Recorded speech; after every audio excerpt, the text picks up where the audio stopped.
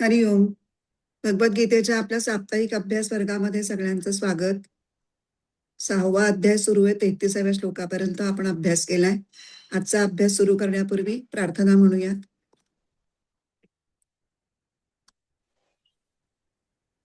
नारायणं नमस्कृत्य नरं चैव नरोत्तमं देवीं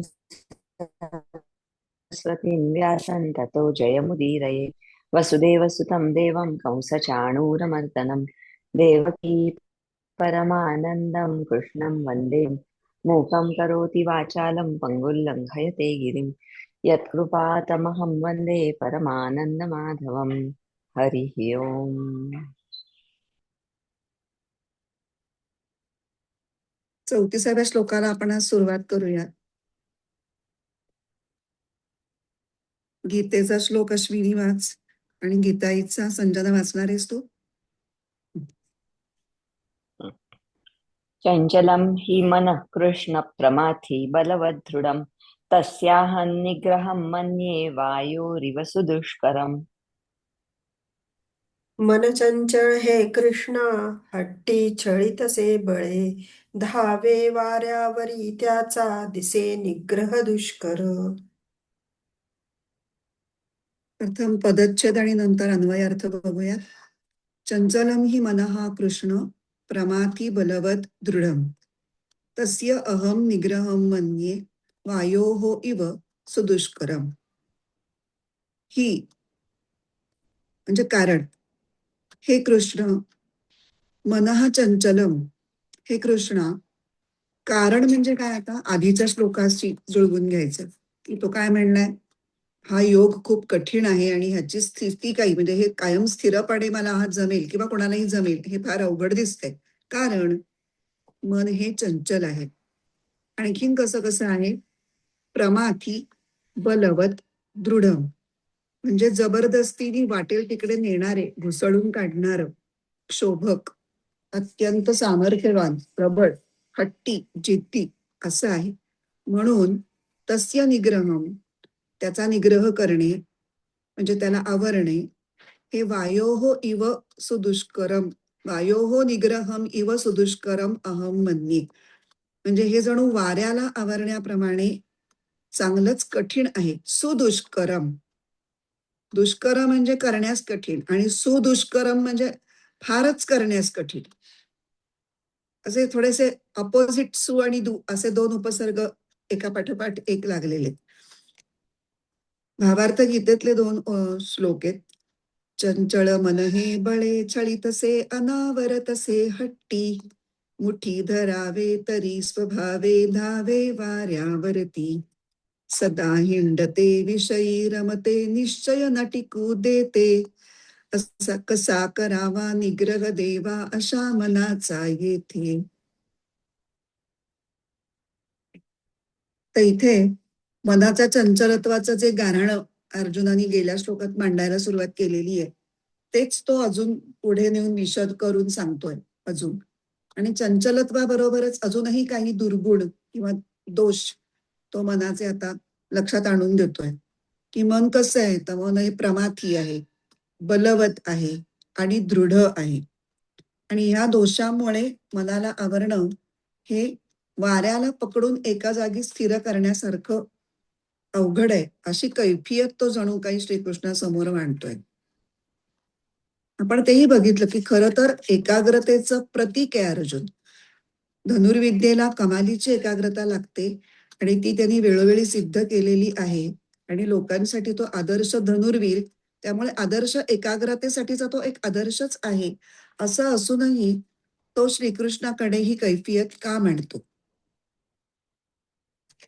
लहानपणापासून त्याच्या एकाग्रतेच्या अनेक कथा जर आपल्याला ऐकायला मिळतात आणि त्यांनी स्वतःला सिद्धही केलंय, तर मग अर्जुनाला असे अनुभव मनाच्या चंचलतेचे नक्की कधी कधी आले असतील. तर काही प्रसंग असे आहेत की ज्या वेळेला त्याला हा मनाच्या चंचलतेचा अनुभव आलेला असू शकतो. कधी तर त्यांनी पाशुपतास्त्र मिळवण्यासाठी तप केलं होतं, वनात जाऊन त्यांनी शंकराची आराधना केली होती. तर त्यावेळेला मंत्रासहित भगवान शंकर या आराध्य दैवतावर त्यांनी चित्त केंद्रित करायचा, म्हणजे सगुण ध्यान करण्याचा प्रयत्न केला असेल आणि तेव्हा त्याला सुरुवातीला अडचणी आल्या असतील आणि मन कसं स्थिर होत नाही याचा अनुभव त्याला आला असेल. आणि जे लोक अशा प्रकारची तप करतात त्या तपांमध्ये लक्ष हे मंत्र किंवा आराध्य देवतेची प्रतिमा मूर्ती ह्याच्यावर एकाग्र केलं जातं, जे आत्मस्वरूपात व्यतिरिक्त अशा वेगळ्या गोष्टी आहेत या. अर्थात म्हणून त्याचं महत्व कमी आहे किंवा ते खूप सोपं आहे असं नाही, पण आत्मस्वरूपाच्या मनाने ते रिलेटिव्हली सोपं आहे, कारण ते स्थूल गोष्टींवरती तुम्ही मन एकाग्र करण्याचा प्रयत्न करता आणि आत्मस्वरूपावर लक्ष केंद्रित करणं ही प्रक्रिया त्याच्यात नसते आणि त्यामुळे अशा पद्धतीचं तपश्चर्या किंवा तप करणाऱ्यांना त्याची सवय नसते आणि मन स्वरूपावर स्थित करण्याची ही प्रक्रिया हे मंत्र किंवा मूर्ती याच्यावर लक्ष केंद्रित करण्यापेक्षा जास्त अवघड आहे, असंही अर्जुनाला त्या निमित्ताने आत्ता जाणवत असेल की तेव्हा तर आपण केलं पण ते तुलनेने स्थूल होतं. आता आत्म्याला ना आकार न उकार न काही, मग आपण कसं काय बघणार, कशावरती चित्त एकाग्र करणार. म्हणूनही त्याला ते एकाग्रतेची समस्या भेडसावतीये आणि सगळ्यात मुख्य त्याला त्याचा प्रॉब्लेम आहे, त्याची समस्या ही आहे की शेवटी जे सांगितलंय की समत्व योग साधणं हे मात्र त्याला अगदीच इम्पॉसिबल वाटतंय, की हे अजिबात शक्य नाहीये. समत्व योग साधणं आणि साधलेला समत्व योग टिकणं. आणि हे तो श्रीकृष्णाला नाही सांगणार तर कोणाला सांगणार. एक तर श्रीकृष्णच आता त्याला समोर, तो आता श्रीकृष्णाला गुरु म्हणून शरण गेलेला आहे, त्यामुळे त्याच्या मनात आलेली प्रत्येक शंका शिष्य म्हणून गुरुला विचारण्याची त्याला मुभा आणि अधिकारही आहे. आणि एकाग्रतेच्या बाबतीत श्रीकृष्णाचा अधिकार खूप मोठा आहे. हे आधीपासून तो श्रीकृष्णाशी कनेक्टेड आहे मित्रभावानी. अनेक प्रसंगात ते एकत्र असतात, त्यामुळे त्याला माहिती आहे. तर श्रीकृष्णाची ही एकाग्रता कुठे दिसलेली आहे त्याला, त्याचा एक छान प्रसंग आहे. बृहत्सेन नावाचा एक राजा असतो आणि त्याची लक्ष्मणा नावाची एक अत्यंत रूपवान अशी मुलगी असते. त्यांनी तिचं स्वयंवर मांडलेलं असतं. हे पूर्वीचं जे आठवतंय अर्जुनाला, की जिथे कृष्णाची एकाग्रता सिद्ध झाली आहे, तो प्रसंग सांगतेय मी.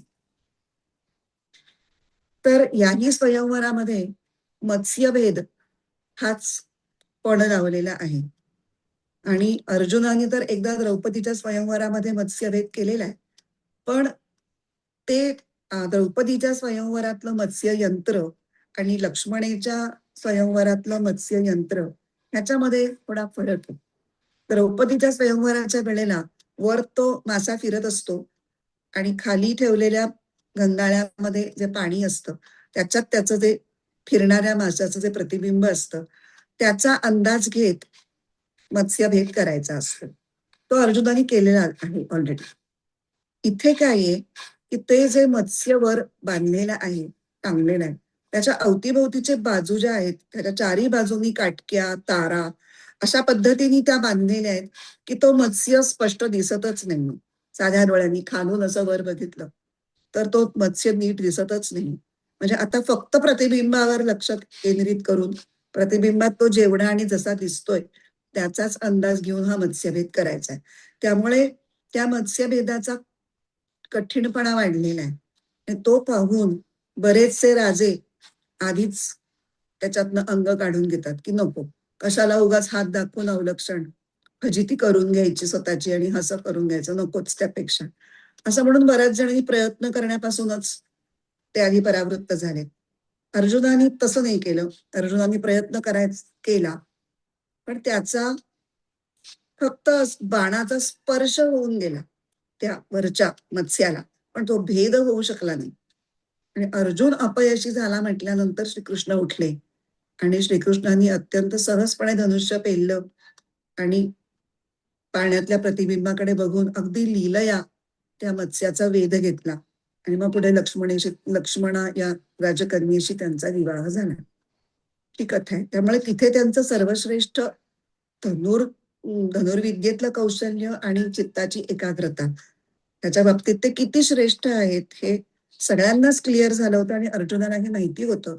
त्यामुळे श्रीकृष्णालाही शंका विचारण्यात त्याला काहीही भीड वाटली नाही. आता त्याला उत्तर द्यायला या श्लोकापासून मी काही 2 प्रश्न 33-34 असं मिळून हे प्रश्न विचारण्याचं काम सुरू आहे. 33 याच्यामध्ये सुतोवाचक केलंय आणि ती शंका आता अधिक इलॅबोरेट करून इतर चंचलत्वाखेरीज इतर कुठले दुर्गुण किंवा दोष मनामध्ये आहेत ते आता सांगायला सुरुवात झालेली. 3 दुर्गुण सांगितले, प्रमाथी, बलवत आणि दृढम. प्रमाथी या शब्दाचा अर्थ काय आहे?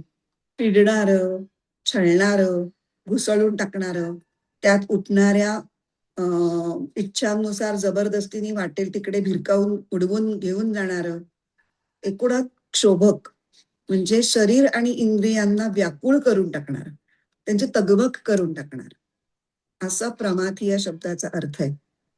प्र अधिक मथ धातू आहे, प्र उपसर्गासहित प्रकर्षेण मथनाती. त्यांनी भाष्यकारांनी तसाच अर्थ घेतलाय. भाष्यकार म्हटलं की शंकराचार्य असं गृहीत धरायचं, कारण शंकराचार्यांनी सगळ्यात पहिलं भाष्य गीतेवरचं लिहिलेलं आहे. प्रमथनाति शरीरम इंद्रियाणी च विक्षिपती परवशी करोती इति प्रमाथी, असं शंकराचार्य म्हणतात. मथ धातूचा अर्थ घुसळणे आणि प्रकर्षाने घुसळणे म्हणजे खूपच घुसळून टाकणे, असं साधं हलकच असं नाही, नुसते तरंग उमटायचं नाही, पार अगदी खळबळ निर्माण करणं, वादळ निर्माण करणं. तर मन हे साधकाच्या व्यक्तिमत्वाला घुसळून टाकतं, म्हणजे साधकाच्या बुद्धीला आणि त्याच्या इंद्रियांना विचलित करतं. जेव्हा इंद्रिय विचलित होतात तेव्हा शरीर सुद्धा बेकाबू होतं, बेभान होतं, त्याच्यावरती कंट्रोल करणं अवघड पडतं. अशी एक कोणती तरी वृत्ती मनामध्ये निर्माण होते की ज्याच्यामुळे शरीर क्षुब्ध होतं आणि मग क्षुब्ध झालेलं शरीर इंद्रियांना विक्षिप्त करतं आणि मग साधक हा इंद्रियांच्या अधीन होतो, इंद्रियांच्या आहारी जातो. आपलं व्यक्तिमत्व असं विक्षेपित होण्याचं वर्णन करायला अर्जुनापेक्षा दुसरं कोण योग्य आहे? कारण पहिल्या अध्यायात आपण बघितलंय अर्जुनाची काय अवस्था झालेली आहे. आधी अगदी जोरात तो श्रीकृष्णाला म्हणतो, चल मला दोन्ही सैन्यांच्या मधोमध घेऊन चल, मला कोणाशी लढायचंय, मी पाहून घेतो एकदा वगैरे. तोपर्यंत त्याच्यात वीरश्री संचारलेली असते.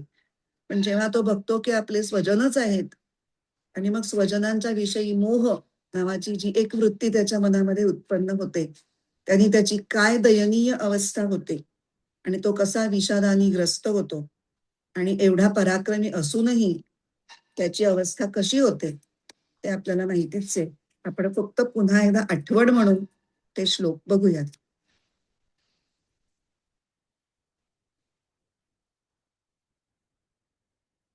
28, 29 आणि 30 अशा 3 श्लोकांमध्ये ते त्याची काय अवस्था झाली, म्हणजे मथनाती,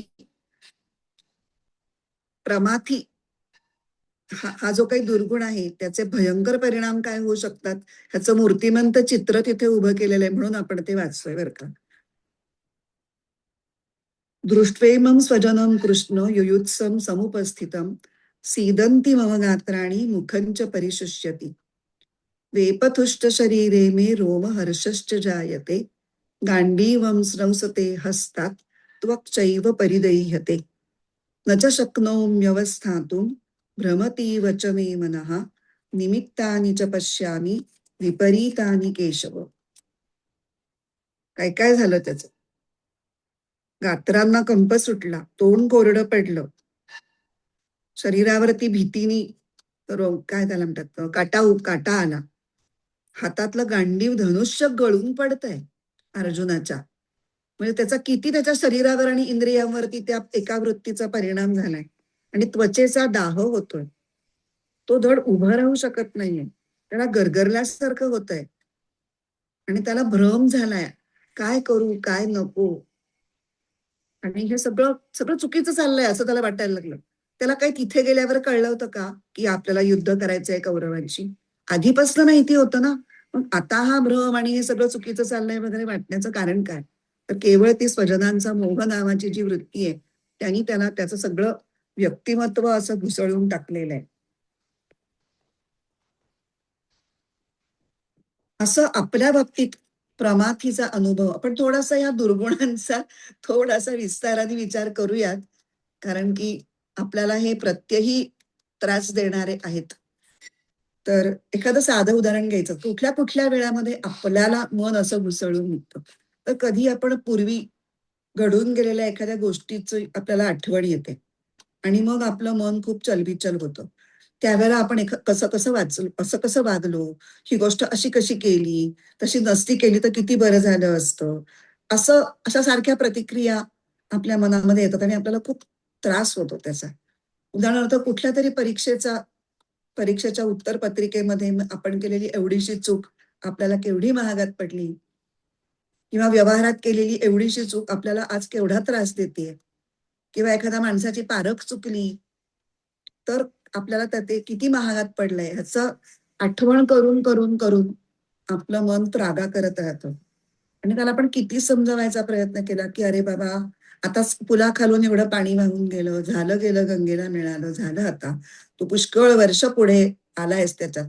तर आता ह्या सगळ्याचा त्रास करून घेऊन काही उपयोग आहे का? तरीही मन मानत नाही. कारण ते हट्टी आहे ना. ते स्वतःचा बेसावतपणा किंवा स्वतःची अकर्तृत्व, स्वतःचं कम नशीब, ते तर आपण माझ्या नशिबातच ते होतं म्हणून ते मला भोगावं लागलं वगैरे. इतरांनी कसं सहाय्य केलं नाही, नाहीतर मग मला कसं उपयोग झाला असता, कोण कसं दुष्टपणाने वागलं, वगैरे वगैरे अशा सगळे भाव मनात धरून कुठल्या तरी गोष्टीच्या स्मृतीतून उठणाऱ्या वृत्तींनी मन अंतःकरणाला अक्षरशः घुसळून टाकतं. जेव्हा मी हे उदाहरण वाचलंय ह्याच्या माधवानंदांच्या पुस्तकात, कुठल्या तरी वर्षाच्या परीक्षेच्या उत्तरपत्रिकेमध्ये आपल्या हातून झालेली चूक, तेव्हा लागलीच माझ्या जखमेवरची खपली निघाली. 12वी मध्ये बायोलॉजी मध्ये मला एकंदरीत मेडिकलला ऍडमिशन घेण्याच्या ध्येयाने मी अभ्यास केला होता. मॅथमॅटिक्स ठेवलं होतं पण बायोलॉजीवर जास्त फोकस होता आणि बरोबर मेडिकलची ऍडमिशन 3 मार्कांनी गेली. म्हणून मग सगळं कसं कसं झालं वगैरे विचार करता करता बायोलॉजीमध्ये मला 4 मार्कांचा एक प्रश्न माझ्याकडनं सुटला होता, म्हणजे मला सोडावा लागला होता. तो रॅट हिस्टॉलॉजीवरचा होता आणि उंदीर हा प्राणी मला मनस्वी किळस आणणार आहे इतकी, की मी त्याचं वाचणार. पण मी एक डेमो होता माझा, प्रॅक्टिकल तर नव्हतं, नुसतं एक डेमॉन्स्ट्रेशन होतं. तो डिसेक्ट केलेला उंदीर ठेवलेला होता, तो फक्त बघायचा होता आणि त्याची हिस्टॉलॉजी सगळी स्टडी करायची होती. पण ते मी अगदी घाण वास येतोय वगैरे करून अशीच पुढे गेले होते, दुर्लक्ष केलं होतं. समहाऊ अभ्यास करतानाही तो टॉपिक सुटला होता आणि बरोबर त्याच्यावर 4 का 5 मार्काची एक नोट आली होती. त्याला ऑप्शन नव्हता, त्यामुळे तो सोडावा लागला होता. आणि मग त्यांनी कनेक्ट केलं, ते आपण रॅट हिस्टॉलॉजीचं केलं नाही ना, त्यामुळे हे आपल्याला 3 मार्क कमी पडले, म्हणून आपली मेडिकलची ऍडमिशन गेली. याचं कैक वर्ष खूप दुःख आणि त्रागा करून झाला. तर ते झालं. आता चला पुढे, म्हणजे पुढे आपण जातोच आणि जावंच लागतं आपल्याला. पण मनामध्ये ती खुटखुट खुटखुट किती काळ टिकते, हे प्रमाथी ह्याच्यावरून आपण बघतोय, की असं पूर्वस्मृतीतलं काहीतरी आपल्याला मन घुसळवत राहतं, किंवा एखाद्या गोष्टीची इच्छा किंवा आसक्ती जर मनाने धरली, तर मग काही विचारायलाच नको. ती गोष्ट मिळेपर्यंत, किंवा असं जर कळलं की ती मिळणार नाहीच आहे, किंवा हातातोंडाची येऊन ती जायची परिस्थिती निर्माण झाली, तर मग त्या इच्छा आणि त्याच्याशी रिलेटेड विचार हे असे मनाला सारखे कुरतडत राहतात, घुसळून काढत राहतात. तर तेव्हा आशा निराशा, विधायक विघातक असे परस्पर विरोधी भाव मन धारण करतं. आणि त्यात मग आपण ताकद ती रवी जशी फिरवतो, एकदा इकडे एकदा इकडे, एकदा इकडे एकदा इकडे, तसं परस्पर विरोधी भावानी तुमचं मन द्वंद्व मनामध्ये निर्माण होतं. आणि द्वंद्व का नको? निर्द्वंद्वो नित्य सत्वस्थो निर्योग क्षेम आत्मवान, असंच तू अर्जुनाला सांगितलं की तू असा हो. निर्द्वंद्व हे सांगण्याचं कारण की द्वंद्वामध्ये मन अतिशय घुसळलं जातं आणि त्यातून निर्माण काय होतं? तर त्रास, त्रागा, वैताग, असहाय्यता आणि कमालीचा थकवा येतो. मन जेव्हा असं झगडतं, तेव्हा मन तर दमतच, पण त्याचा परिणाम शरीरावरती सुद्धा होतो.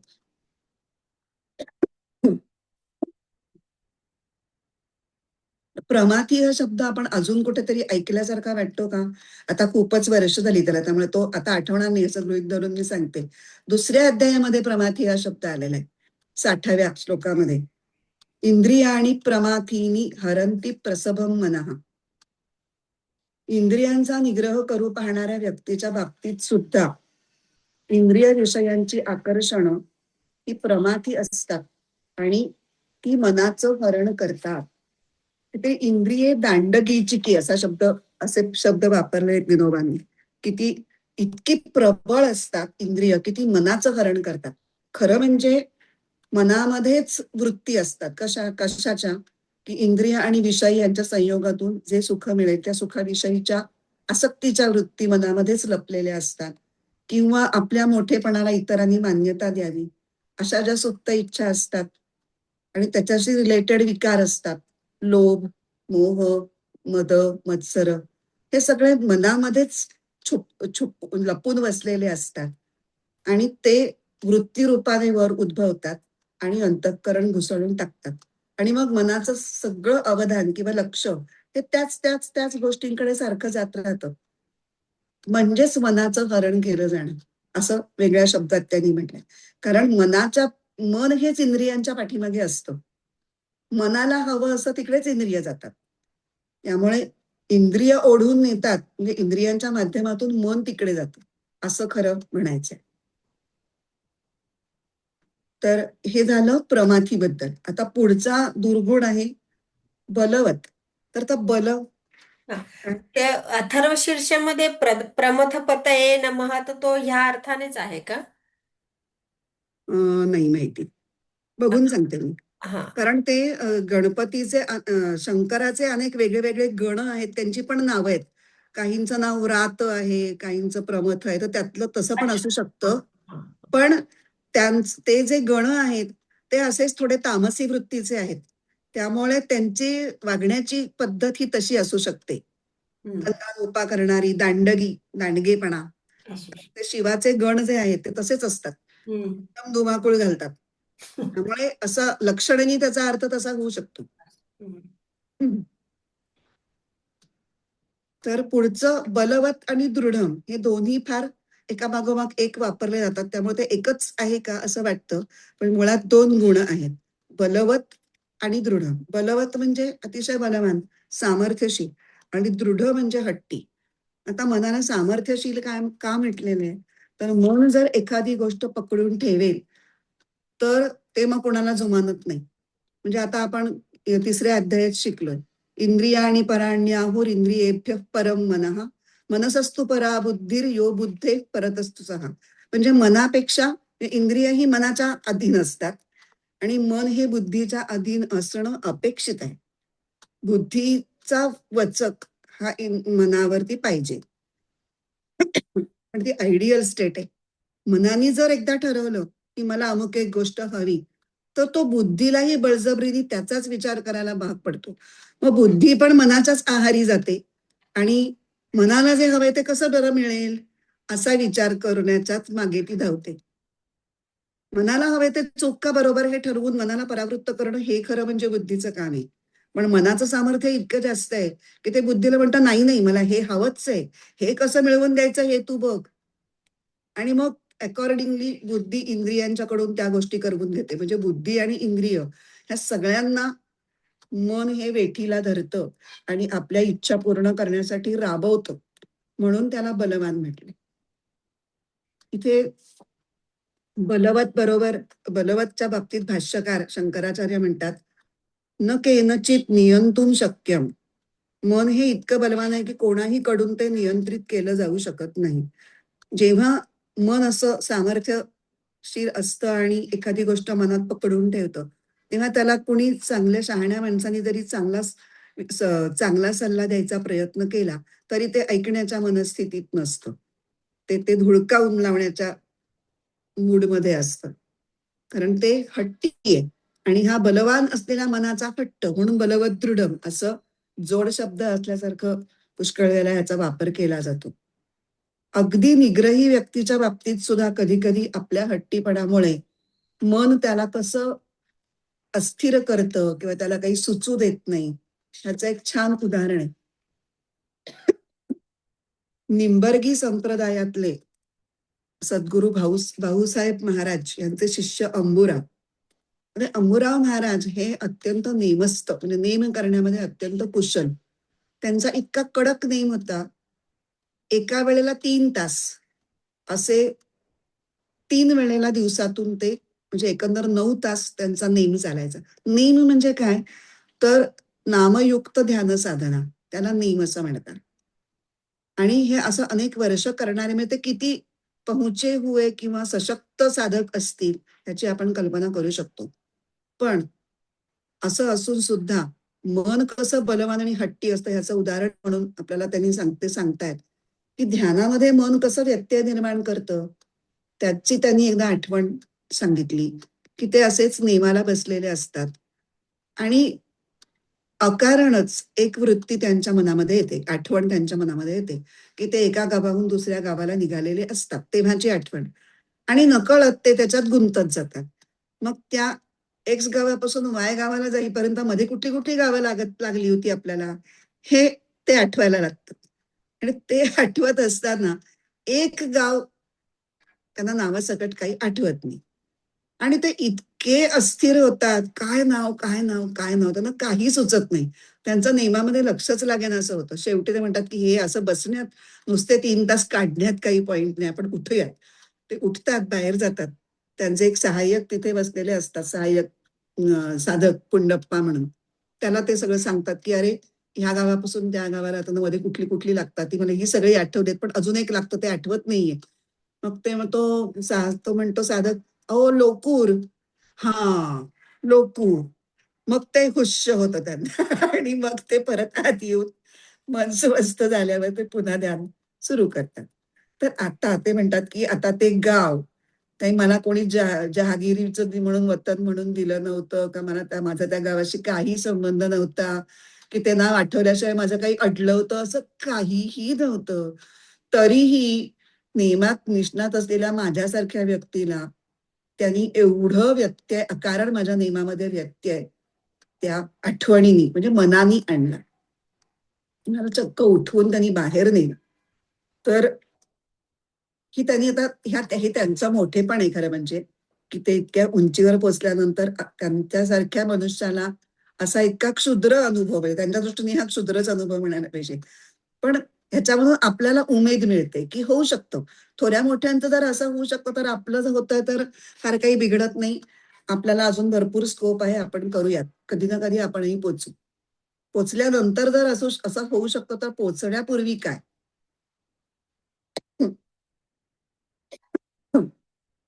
हे आता सांगता सांगता मला एकदम गोंदवलेकर महाराजांच्या आठवणी ज्या आहेत त्या, की गोंदवलेकर महाराजांनी आपल्या शिष्यांना कसं घडवलं याविषयीच्या त्यांच्या काही आठवणी ग्रंथरूपात गोळा केलेल्या आहेत. तर त्यांचे खूप चांगले शिष्य असतात आणि ते नेहमी गोंदवलेकर महाराजांना वरचे वर भेटायला जात असत आणि कधीही ते व्यवहारातल्या त्यांच्या अडचणी सांगत नसत. कारण त्यांना माहिती होतं की परमार्थिक गुरूंच्याकडे जाताना व्यावहारिक अडचणी आपण नाही विचारणं अपेक्षित.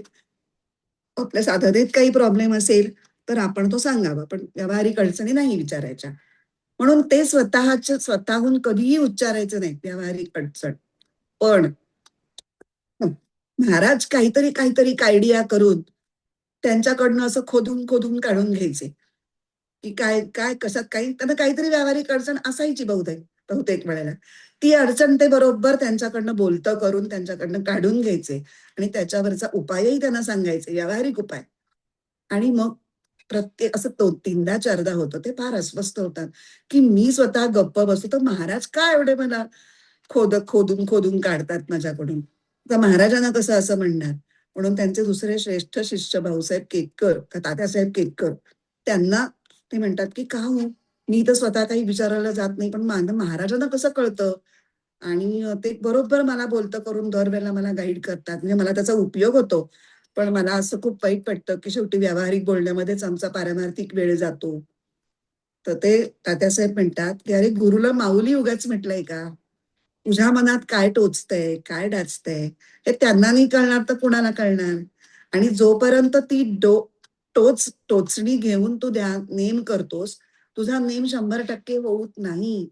आणि हे महाराजांना ह्याचा प्रॉब्लेम आहे की तू ती टोचणी घेऊन तुझा नेम चांगला होत नाही, म्हणजे माझ्या शिष्याचं काहीतरी नुकसान होतंय, या कर्णवेपोटी तुला ते सांगतात. म्हणजे थोर थोर साधक ह्या सगळ्यातनं जात असतात. आणि जेव्हा गुरु भेटतात तेव्हा गुरु ते म्हणतात, त्यांनी फारच गंमतशीर उदाहरण दिलंय की एखादं मूल आईचं, तर त्याला सर्दी झाली, त्याचं नाक शेंबडानी भरलंय आणि त्यामुळे त्याला श्वास घेता येत नाहीये, तर आई ते बघत बसू शकेल का? आई त्याला, ते मूल रडलं तरी त्याचं नाक शिंकरायला लावून त्याचं नाक साफ करेल की जेणेकरून ते स्वस्थपणे श्वास घेऊ शकेल. गुरु तेच करतात. तुझा सगळा हा जो भरलेला आहे व्यावहारिक अडचणींचा, तो तू घेऊन ध्यानाला बसलास किंवा नेमाला बसलास तर तुझं निम्म त्या सगळ्या वृत्ती तुला त्रास देतात, म्हणून गुरु असं करतात. आपलं काय चाललंय, मन कसं आपल्याला त्रास देतो. सामर्थ्यशील असतं, बलवान आणि दृढ.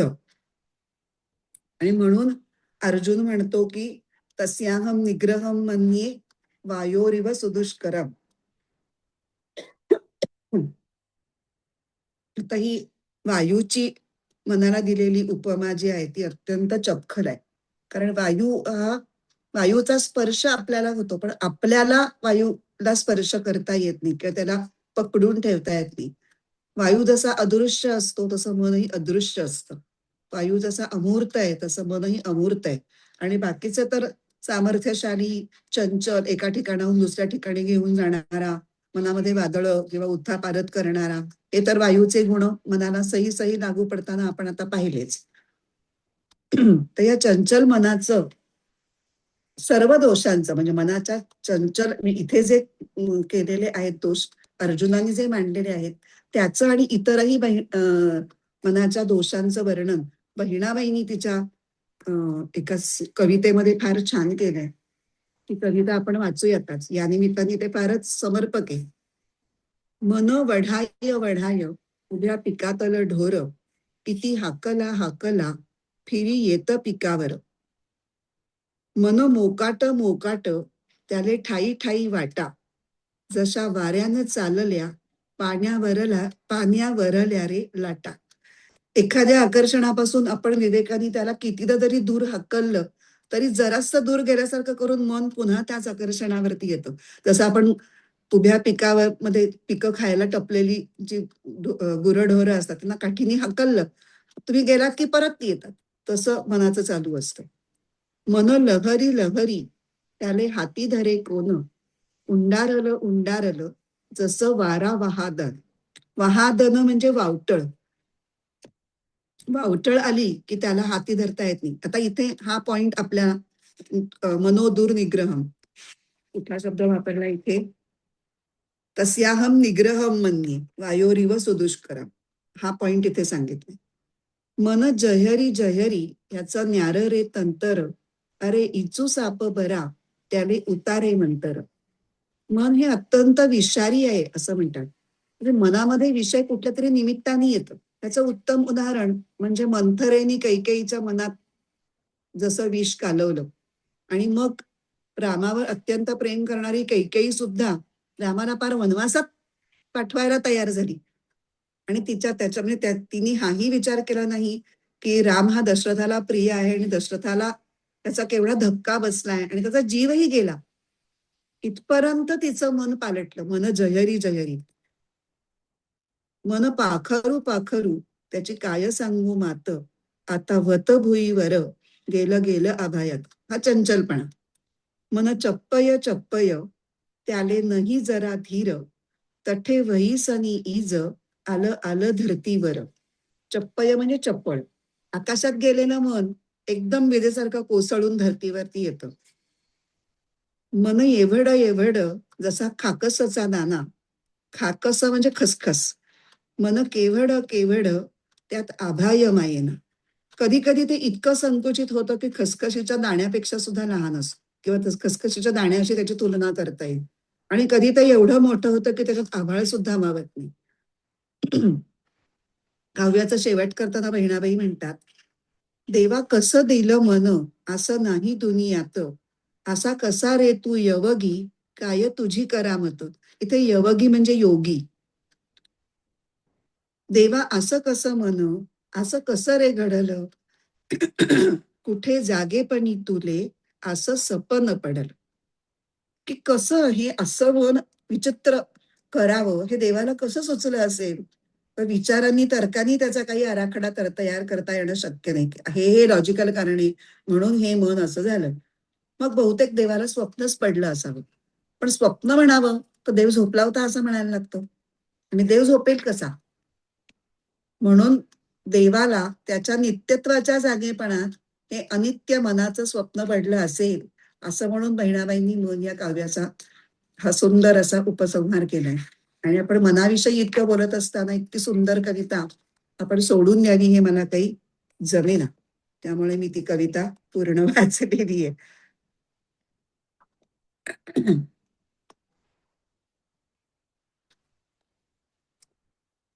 आता इथे आपल्याला एक बघायचंय.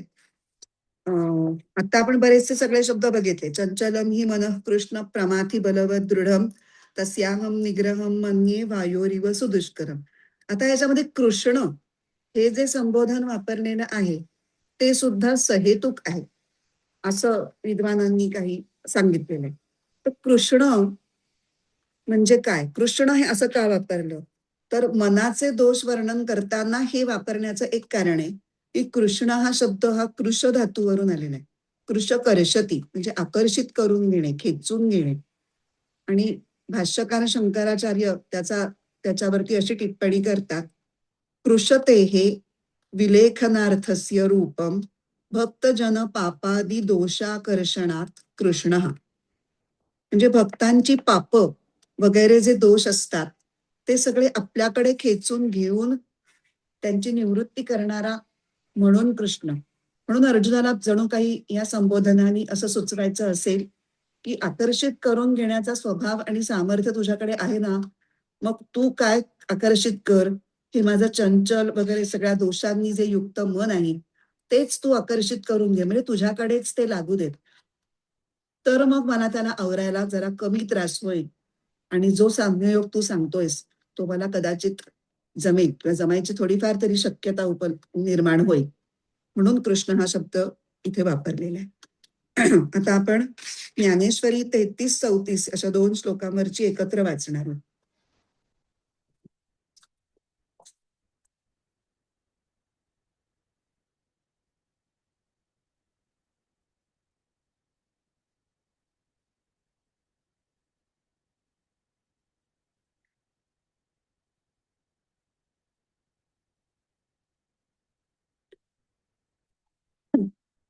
तव अर्जुन म्हणे देवा 411 पासून 411 ते 417 फक्त ओवी आणि अर्थ वाचला तरी आपल्याला कळणार आहे. आपण जी चर्चा केली आहे त्याच्यानंतर आता आपल्याला एवढं पुरेसं आहे. अजून काही त्याच्यामध्ये अजून फार विस्तृत सांगण्यासारखं काही नाहीये. तव अर्जुन म्हणे देवा तुम्ही सांगा कीर आमुचिया कणवा परी न पुरोजी स्वभावा मनाचिया. कीर म्हणजे खरोखर आणि कणव म्हणजे कळवळा किंवा दया. तेव्हा अर्जुन म्हणाला देवा तुम्ही आमच्याविषयी कळकळ वाटून हे सर्व सांगत आहात, परंतु हे मन स्वभावतःच असं आहे की आम्ही याला पुरे पडू शकत नाही. ही मन कैसे केवडे ऐसे पाहो म्हणे तरी न सापडे एरवी राहाटावया थोडे त्रैलोक्य यया. हे मन कसं आणि केवढं आहे हे पाहू लागलो तर पत्ताच लागत नाही. सामान्यतः याला वावर करण्याला हे त्रैलोक्यही थोडेच होते. म्हणजे आपण ते मगाशी आपण ते कवितेत वाचलं की नाही की मन एवढं एवढं जसा खाकसचा दाणा मन केवढं केवढं त्यात आभायमय. म्हणजे म्हणावं तर इतकं की हाताला लागत नाही, डोळ्यात दिसत नाही, इतकं छोटं आणि नाही तर त्रैलोक्य सुद्धा त्याला पुरे पडत नाहीये, इतकं विस्तृत आहे. म्हणून ऐसे कैसे घडेल जे मर्कट समाधी येईल का राहा म्हणतिया राहेल महावातू. मन हे माकडासारखं आहे. माकडाला तुम्ही नक्की शांत एका जागी बसू ना, तो माकड राहील का? माकडाला समाधीचा अभ्यास करायला सांगा, जमणार का त्याला? नाही.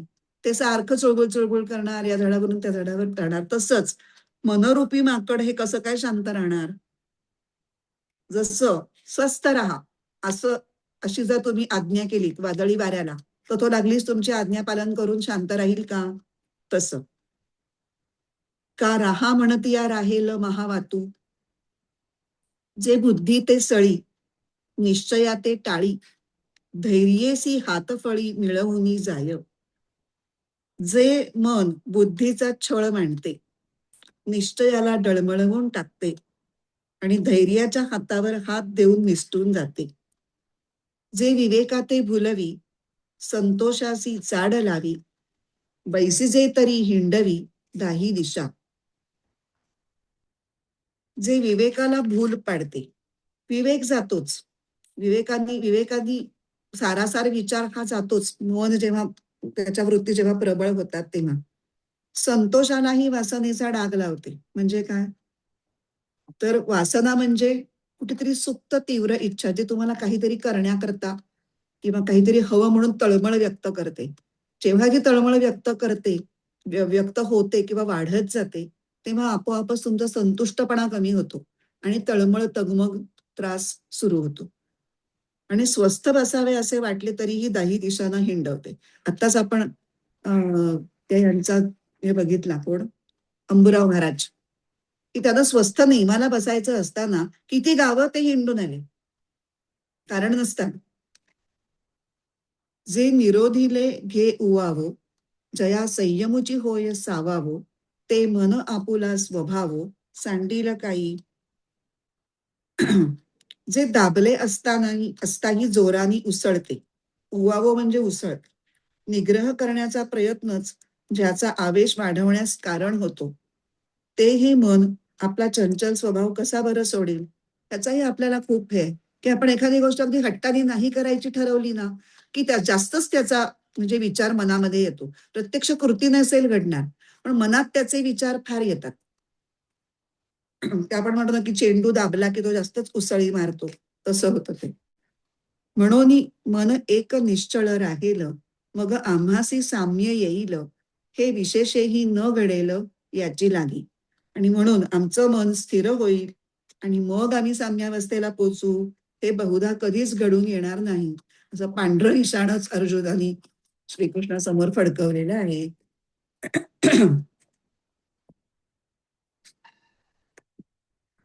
आता पुढच्या श्लोकाला आपण सुरुवात करूयात. थोडंसं जेवढं होईल तेवढं करूयात, निदान प्रस्तावना तरी होईल. श्री भगवानुवाच असंशयं महाबाहो मनो दुर्निग्रहैचलम् अभ्यासेन तु कौन्तेय वैराग्येण च गृह्यते. श्री भगवान म्हणाले, अवश्य मन दुस्साध्य म्हणतो सतसे चिते, परी अभ्यास वैराग्ये त्याचा निग्रह होतसे.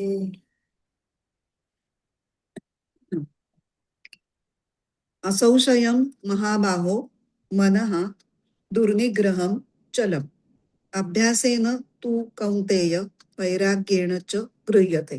एकच फक्त संधी पहिल्या याच्यामध्ये होता, बाकी सगळं सुटच आहे.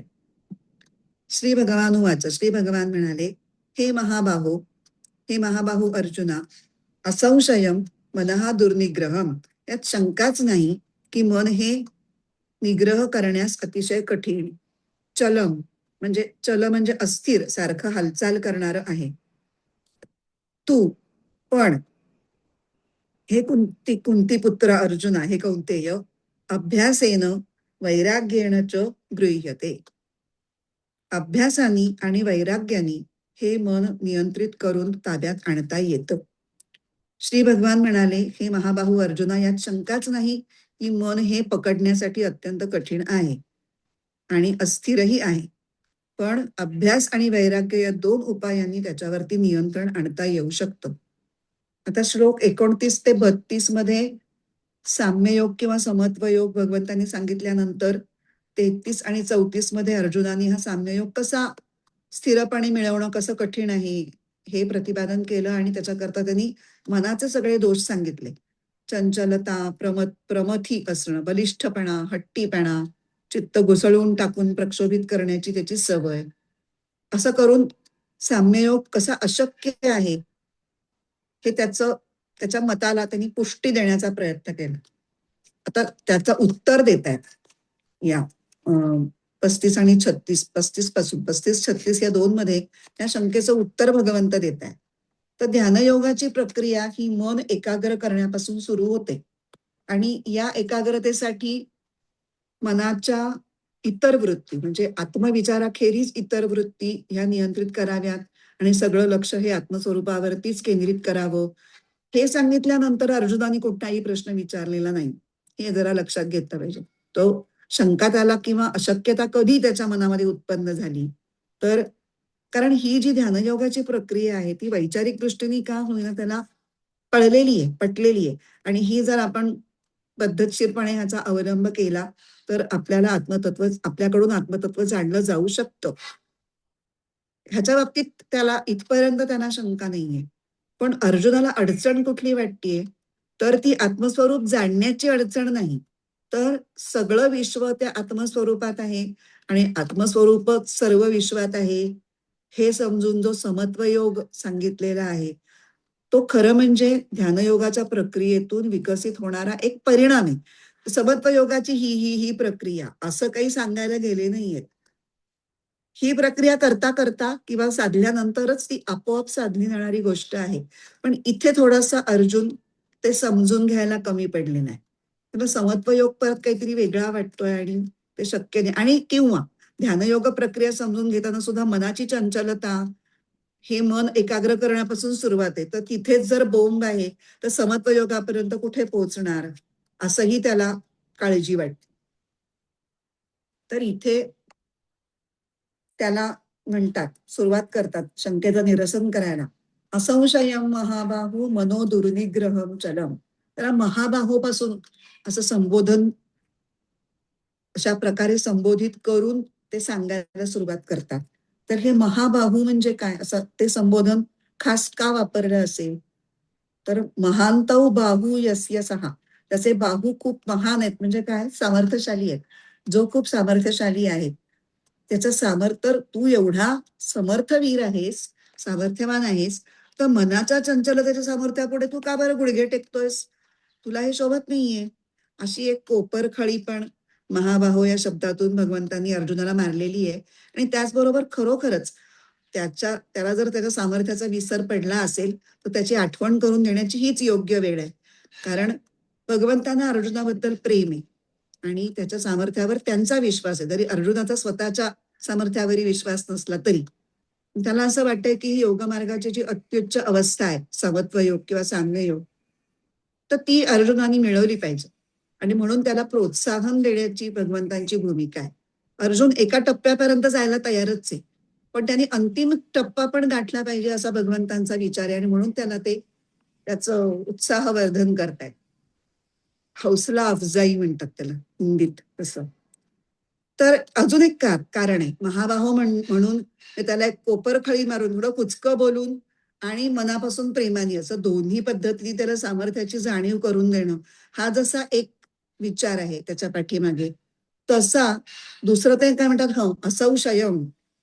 असंशयम शब्द की हो हो अगदी तू म्हणतोस ते बरोबर आहे हे हे म्हणून भगवंत काय करतायत तर अर्जुनाचं अगदी निरीक्षण कसं बरोबर आहे मनाबद्दलचं ह्याच्याशी कसा मी सहमत आहे मला मान्यच आहे हे तुझं म्हणणं असं कबुलीच देऊन टाकतायत.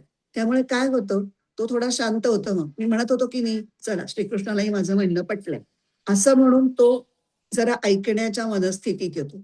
तो जो आपलं मत मांडून त्याला जस्टिफिकेशन देण्याच्या मनस्थितीपासून आता श्रीकृष्ण काय सांगतात ते ऐकण्याच्या मोडमध्ये त्यांनी यावं म्हणून बरं चल तुझं खरं इथपासून सुरुवात करतात.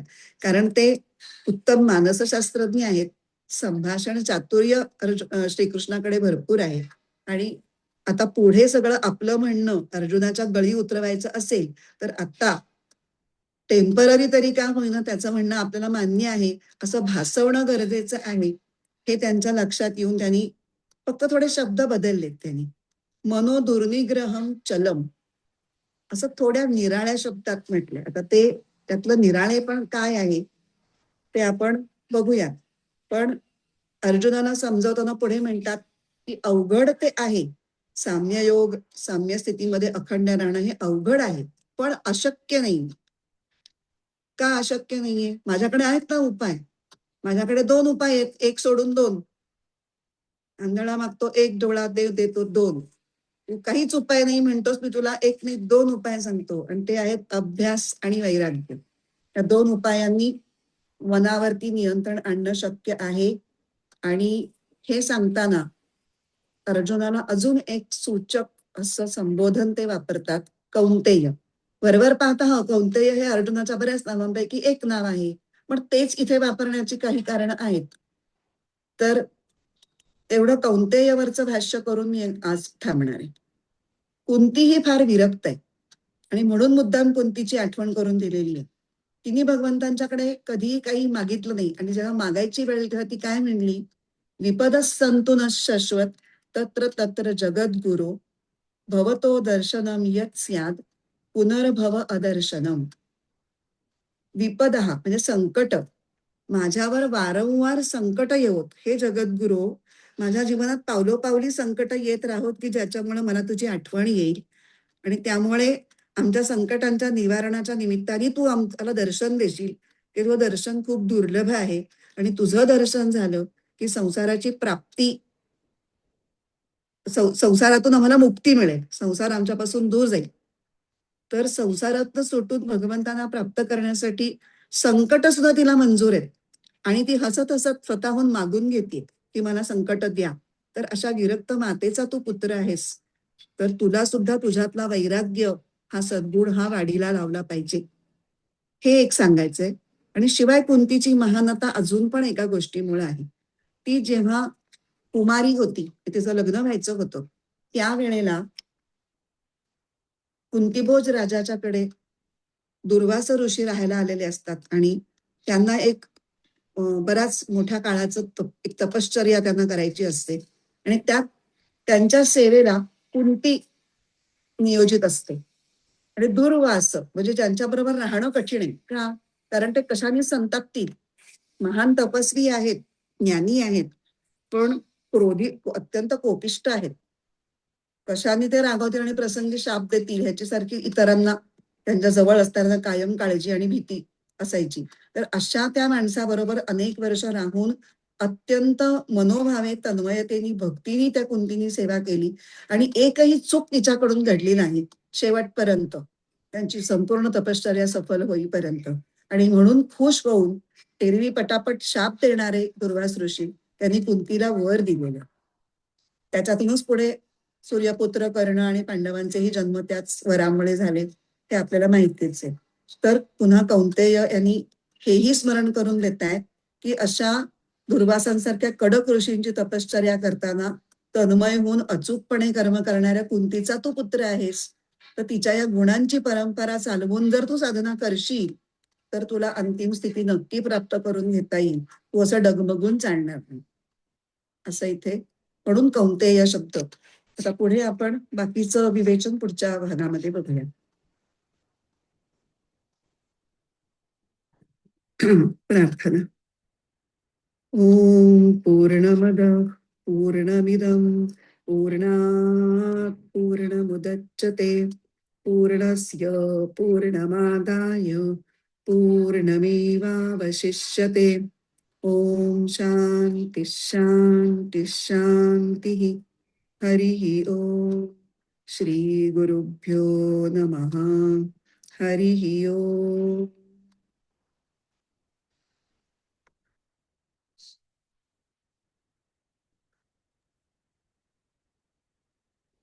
हरिओम. हरि ओम.